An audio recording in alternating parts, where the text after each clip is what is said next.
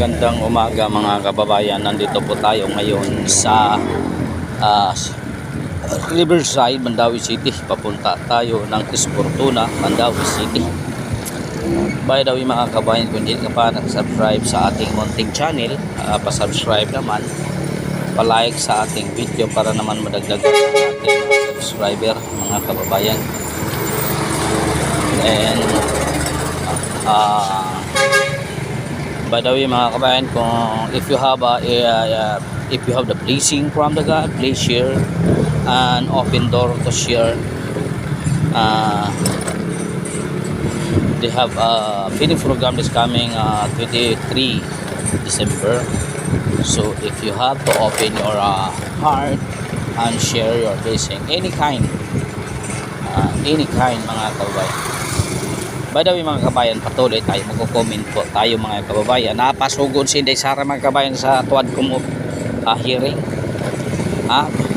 Pumunta siya. Pumunta siya mga kababayan. Ngayon mga kababayan, ito na. Ngayon tuwad kong, anong nangyari? Napapahiya kayo sa inyong ginagawa, di ba? In the front of the camera, in the front of the television around the world, while you are watching your tuwad kong hearing, you are very big embarrassing in the front of the people. Why? Hindi nyo alam ang ginagawa ninyo. Sinampal kayo ng katotohanan ni Inday Sara na ang iyon nyong ginagawa in aid of legislation. Nagpakulong kayo ng isang attorney, isang abogada, na kayo wala na kayong natapos. Na hindi naman kayo abogado, kaya hindi nyo alam ang ginagawa ninyo, di ba? Paano mo masasabi na alam nyo ang ginagawa ninyo?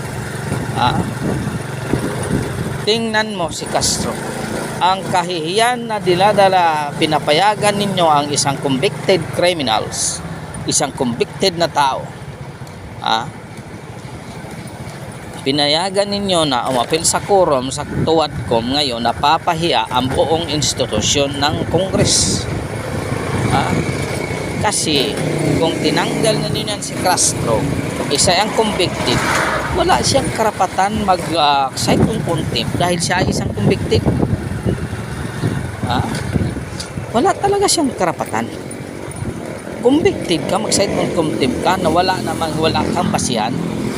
In aid of legislation ang ginagawa ninyo, tapos magpakulong ka ng isang tao. Korte lang ang may karapatan magpakulong ng isang tao, hindi kayo. Ngayon, malaking kahihiyan ng Kongreso. Magsasabihin niyo, respect naman, nandyan kayo sa bahay ng Kongreso. Bakit? Pero may respeto ba kayo ng karapatan ng isang tao? Manalamin nga kayo kung nandyan ba ang respeto ninyo sa isang tao. Dahil sa political interest ninyo, ang ating bansa nagkagulo-gulo na.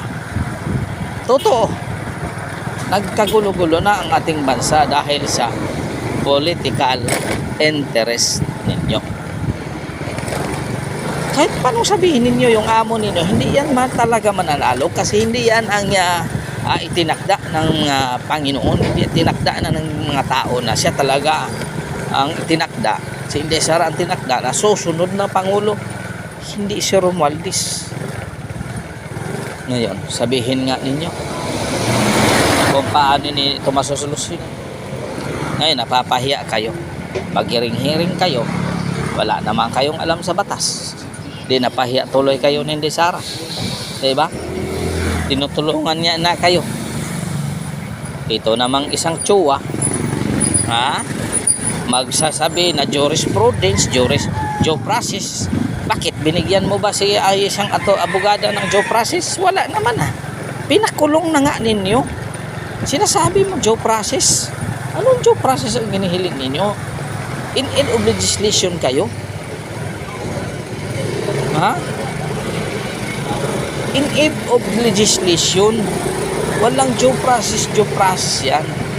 Gagawa kayo ng batas, tumutulong kayo kung anong dapat mangyari, Kung ganyan, kung kinulimbat na yan, ang pera na yan, oh, gawa kayo ng batas na hukom bitay, yung politiko na mapatunay na may kasalanan. Bakit hindi niyo magawa? Ha? Ito naman isang presidente, wala naman ang ginagawa.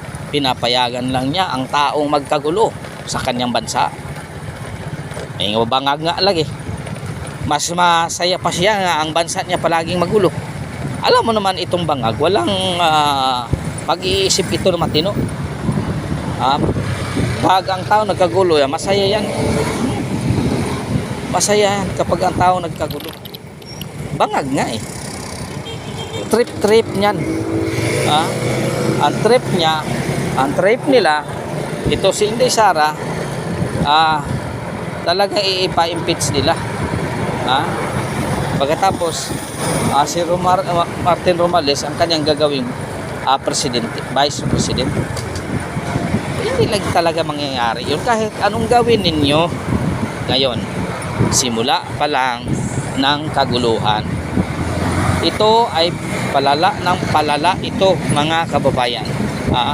Palala ng palala talaga ito kapag mangyayari. Tingnan natin balang araw, January.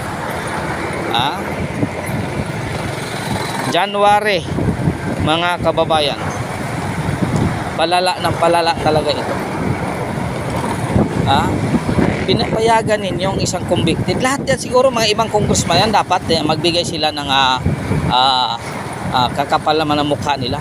Dapat yung may kaso hindi talaga isasama dyan sa mga committee. Nakakahiya eh. Nakakahiya. Sabihin nyo wala pang hatol, hindi pa pwede masabi ang tao ay na isang convicted. Ito nga hinatulan. Anong masasabi nyo nito? Hinatulan niya siya kung illegal detention. Child abuse and illegal detention. Ngayon, sasabihin nyo nga hindi pa siya convicted. May mukha pa siyang iharap sa tao.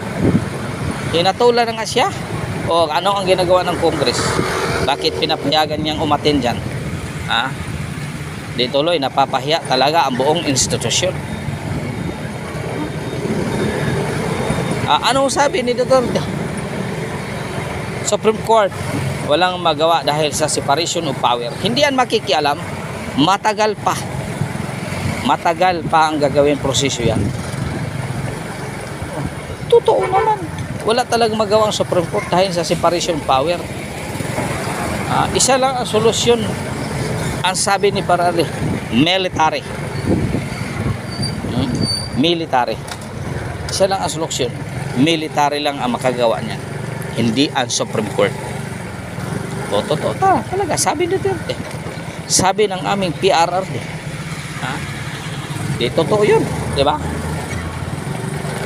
So by the way mga kabayan, maraming salamat sa inyong suporta. Hanggang dito na lang po mga kababayan. God is good all the time.